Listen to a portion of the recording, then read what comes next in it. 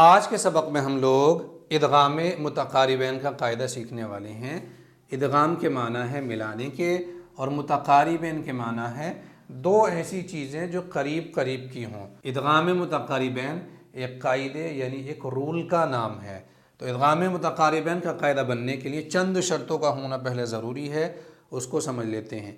قریب قریب مخرج کے دو حرف، پہلی شرط تو یہ ہے، یعنی یہ جو قاعدہ ہے ان دو حرفوں میں بنتا ہے جن کے مخرج قریب قریب ہوں۔ تو یہاں سمجھانے کے لیے میں نے یہ لکھا ہے لام اور را۔ لام کا مخرج پہلے سمجھ لیتے ہیں۔ زبان کا کنارہ اوپر کے مسوڑوں سے مل کر کے لام ادا ہوتا ہے، اور را کا مخرج اس کے بالکل نزدیک ہے۔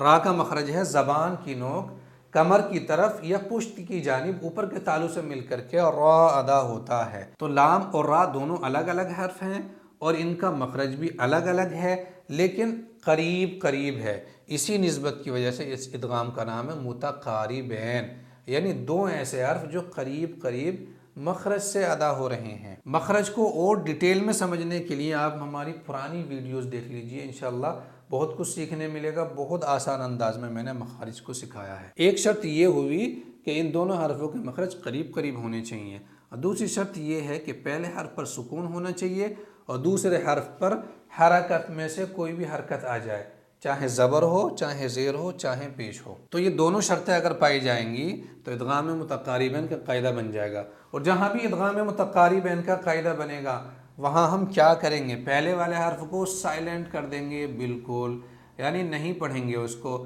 اور بعد والے کو ہی پڑھیں گے اور بعد والے پر تشدید لگائیں گے، اور یہاں پر ہم سمجھیں گے ربی، یہاں لام ہے اور لام کے فوراً بعد میں اور را ہے، اور لام اور را کا مخرج قریب قریب ہے جیسا کہ میں نے یہاں پر بتایا تھا، اور پہلا حرف یعنی لام پر سکون ہے اور دوسرے حرف پر زبر تھا۔ تو جب یہ دونوں شرطیں پائی گئی تو ہم پہلے والے حرف کو نہیں پڑھیں گے، سائلنٹ کر دیں گے، صرف بعد والا حرف پڑھیں گے، اس لیے یہاں پر تشدید لگا دی ہے ربی۔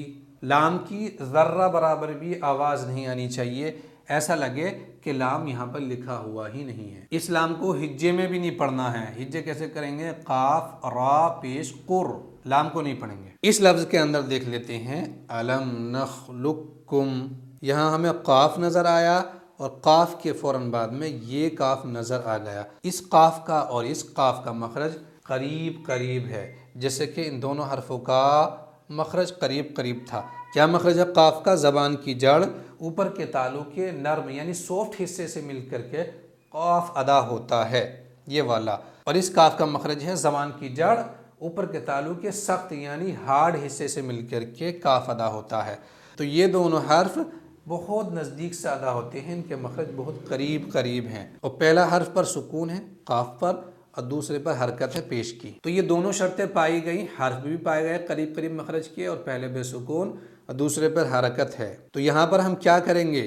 پہلے والا جو حرف ہے قاف، اس کو نہیں پڑھیں گے، صرف بعد والے کو پڑھیں گے، سائلنٹ کر دیں گے فل اس کو۔ اس کی ہجے کیسے پڑھیں گے ہم؟ لام کاف پیش لک، اس قاف کو پڑھیں گے ہی نہیں، نہ ہجے میں نہ رواں میں، جیسے کہ یہاں پر ہم نے لام کو نہیں پڑھا تھا۔ اس لفظ کے اندر دیکھ لیتے ہیں ارکم معنا، یہاں اگر ہم دیکھیں تو ہمیں با نظر آ گیا اور اس کے بعد میں میم نظر آ گیا، اور با کے مخرج پر ہم نے دھیان دیا تو پتہ چلا دونوں ہونٹوں کے تری کے حصے سے یعنی گیلے حصے سے با ادا ہوتا ہے، اور دونوں ہونٹوں کے خشکی کے حصے سے یعنی سوکھے حصے سے میم ادا ہوتا ہے۔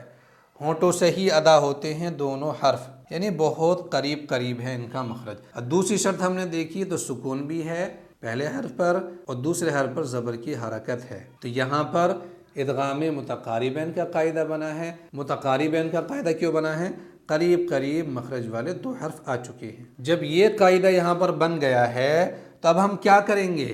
پہلے والے حرف کو یہاں بھی نہیں پڑھا تھا، پہلے والے حرف کو یہاں بھی نہیں پڑھا تھا، تو ہم یہاں بھی نہیں پڑھیں گے اس با کو، بلکہ اس کاف کو سیدھا میم میں ملائیں گے، با کو فل سائلنٹ کر دیں گے۔ ہجے کیسے کریں گے ہم؟ حمزہ را زیر ار، کاف میم زبر کم، ار کم، با کو نہ ہجے میں پڑھا جائے گا نہ رواں میں پڑھا جائے گا۔ اگر آپ کو قرآن کے مخرج سیکھنے ہیں، صفات سیکھنی ہیں، قرآن کے سارے رولز سیکھنے ہیں آپ کو، تو ہمارے اس چینل کو سبسکرائب ضرور کر لیجئے۔ انشاءاللہ ہر ایک دن آپ کو بہتر سے بہتر اور نئی سے نئی چیزیں سیکھنے ملتی رہیں گی۔